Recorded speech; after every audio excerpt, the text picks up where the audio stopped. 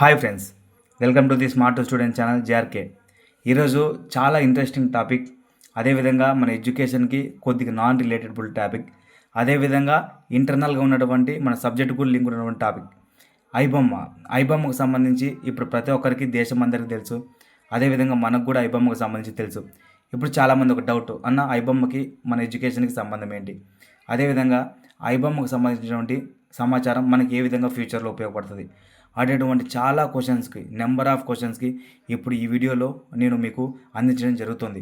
చాలామంది ఐబొమ్మ అనగానే ఏదో ఒక ఎంటర్టైన్మెంట్, అదేవిధంగా దానికి సంబంధించిన ఒక వెబ్సైటు, ఒక హ్యాకింగు, ఒక వ్యక్తికి సంబంధించినటువంటి నైపుణ్యత అంతవరకు చూస్తారు.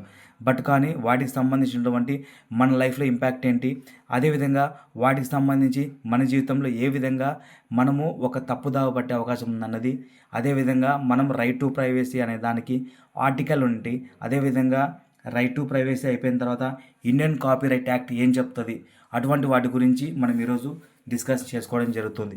ఎందుకంటే కరెంట్ అఫైర్స్ కూడా ఈ విధంగా లింక్ చేసి మనకి అడగడం జరుగుతుంది. సో నేను కంటెంట్తో మొదలుపెట్టి ఫైనాన్షియల్ లాస్ట్గా మనకు సబ్జెక్ట్ గురించి నేను డిస్కస్ చేయడం జరుగుతుంది. నేను చెప్పబోయే ప్రతి ఒక్క పాయింట్స్ జాగ్రత్తగా వినండి.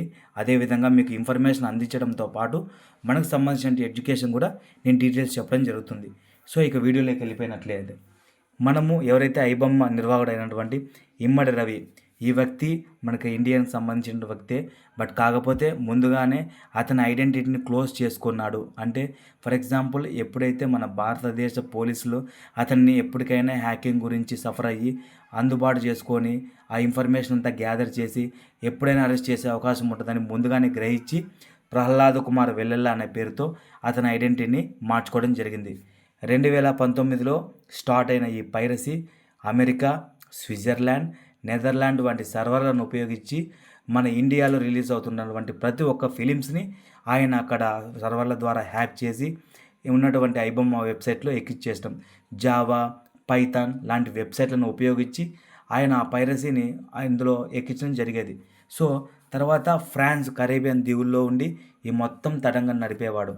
అంటే ఇప్పుడు ఫర్ ఎగ్జాంపుల్ ఈరోజు మార్నింగ్ కానీ ఈరోజు నైట్ కానీ సినిమా రిలీజ్ అవుతుందంటే వితిన్ హాఫ్ అన్ అవర్ నుంచి 1 అవర్లోగానే సినిమా అన్నది రికార్డ్ చేసేసి ఆ ఫస్ట్ షోకి వెళ్ళిపోయి అందులో ఉన్నటువంటి వాళ్ళ ఎవరైతే ఉంటారో నిర్వాహకులు వాళ్ళ ద్వారా ఆ ప్రింట్లు తెచ్చేసుకొని అప్లోడ్ చేసేవాడు. సో తర్వాత ఇప్పుడు ఇక్కడ 2 డెసిషన్స్ వచ్చాయి.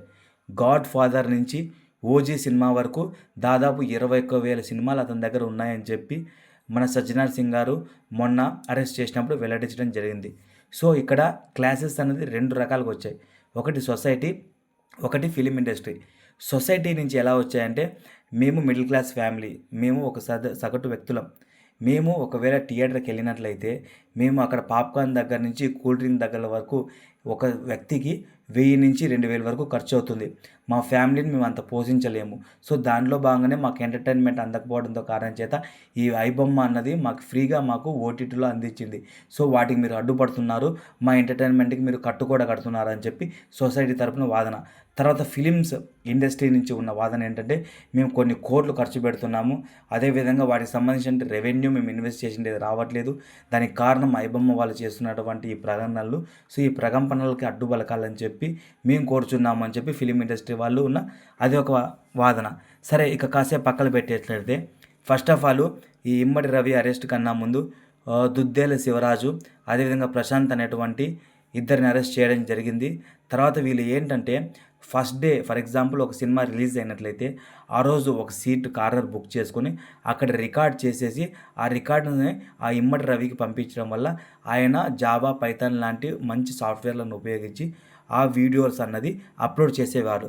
తర్వాత మనకు వచ్చేసినటువంటి డ్యామేజ్ ఇక్కడ మనకు సబ్జెక్ట్ స్టార్ట్ అవుతుంది. ఎక్కడంటే ఈ వీటితో పాటు మనకు 50 లక్షల సర్వర్లు ఎవరైతే ఉపయోగిస్తున్నారో 50 లక్షలైనటువంటి వాళ్ళ వ్యక్తుల డేటా అన్నది, వ్యక్తిగత డేటా అన్నది వాళ్ళ దగ్గర ఉండడం జరిగింది. అది ఇప్పుడు మనకి ఏ విధంగా ఎఫెక్ట్ పడుతుందో నీట్గా గమనించండి. మొబైల్ ఇన్ఫర్మేషన్ అంటే మన ఫేస్బుక్ పాస్వర్డ్, మన ఇన్స్టాగ్రామ్ పాస్వర్డ్, మన జీమెయిల్ పాస్వర్డ్, అదేవిధంగా అన్నీ ఒక మొబైల్ నెంబర్తో లింక్ ఉంటాయి.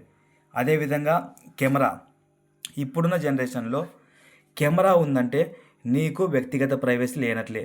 ఫర్ ఎగ్జాంపుల్ నువ్వు వాష్రూమ్ దగ్గర నుంచి నువ్వు రీడింగ్కి వెళ్ళినా, నువ్వు జాబ్కి వెళ్ళినా, నువ్వు సోషల్ మీడియాకి వెళ్ళినా, నీకేమైనా యూట్యూబ్లో అకౌంట్స్ ఉన్నా, నీదేమైనా బ్యాంక్ అకౌంట్స్ డీటెయిల్స్ ఉన్నా, మొత్తం ఈ కెమెరా ఈ మొబైల్ ద్వారా నువ్వు లైఫ్లో ఎక్కడున్నా ఎక్కడ ఏం చేస్తున్నా రికార్డ్ అవ్వడం జరుగుతుంది. తర్వాత జాలరీ, నెక్స్ట్ ఫర్దర్గా ఏంటంటే ఫొటోస్. ఆ ఫొటోస్లో మన ఇన్ఫర్మేషన్ అన్నది అంతా ఉండడం జరుగుతుంది. ఇప్పుడు మనకి కావాల్సింది మెయిన్ వీటి వల్ల సబ్జెక్ట్. మన ఈ భారతదేశంలో ఉండడం వల్ల మనకు భారత రాజ్యాంగం కొన్ని ఆర్టికల్స్ కంప్లీట్ ఇవ్వడం జరిగింది. సో వాటిలో భాగంగా రైట్ టు ప్రైవసీ ఆర్టికల్ 21 అంటే ఒక వ్యక్తిగత జీవితం, అదేవిధంగా ఒక వ్యక్తి తన పర్సనల్ జీవితం పర్సనల్ నచ్చినట్లు ప్రైవసీ ఉంచుకోవడం అనేది ఆర్టికల్ ప్రైవసీలో విరుద్ధం. సో ఇటువంటి ఒక ప్రైవసీ కారణం చేత అతనికి ఉన్నటువంటి గోప్యత, ఆర్టికల్ 21 గోప్యత మన భారత రాజ్యాంగంలో పుట్టగోస్వామి అనేటువంటి ఒక కేసు ఉంది. ఆ కేసులో రైట్ టు ప్రైవసీ, ఓ వ్యక్తి ప్రైవసీకి జీవించడం కూడా ఒక ఆర్టికల్లో భాగం. అదేవిధంగా ఈ పైరసీ అన్నది మన ఇండియన్ కాన్స్టిట్యూషన్లో ఏ లింక్ ఒక యాక్ట్ అవుతాయంటే ఇండియన్ కాపీరైట్ యాక్ట్ 1957 ప్రకారం అతను చేసినది కాపీరైట్ కింద నేరం. అదేవిధంగా ఐటీ యాక్ట్ 2000 ఏదైతే ఉందో అందులో క్లాస్ అయినటువంటి 43, అదేవిధంగా 66 సబ్ క్లాస్ 1 ఇవి కాపీరైట్ యాక్ట్ కింద వేరే వాళ్ళు ఎవరైతే నిర్వాహకులు ఉంటారో ఒరిజినల్ కాపీరైట్ వాళ్ళకి సంబంధించినటువంటి వాళ్ళ ఇన్ఫర్మేషన్ అన్నది ఈయన దొంగలిచ్చిన వ్యక్తి అవుతాడు. సో ఏది ఏమైనా మనకు ఈ 3 ఇంపార్టెంట్ యాక్ట్స్, అదేవిధంగా ఈ ఆర్టికల్ అనేది చాలా ఇంపార్టెంట్. సో నేను ఇప్పుడు ఐబొమ్మకు సంబంధించి ఇన్ఫర్మేషన్ నేను ఎందుకు ఇచ్చానో సో మీకు అర్థమైందని అనుకుంటున్నాను. సో ఇలాంటి మరిన్ని వీడియోస్ కోసం మన ఛానల్ లైక్ కొట్టి సబ్స్క్రైబ్ చేసుకోండి. తర్వాత మీకు ఏ విధమైన ఇన్ఫర్మేషన్ ఈ విధంగా కావాలంటే, సో ఇటువంటి ఇన్ఫర్మేషన్ మీకు యూస్ఫుల్ అవుతుందంటే, సో ఇదే టైప్లో మీరు ఇన్ఫర్మేషన్ అందించమని కోరితే సో నేను ఇదే టైప్లో మీకు ఇన్ఫర్మేషన్ అందించడం జరుగుతుంది. సో నేను అనుకున్నటువంటి నా సౌద్దేశం మీకు అందిందని అనుకుంటున్నాను. Thank you for watching. Thank you for supporting.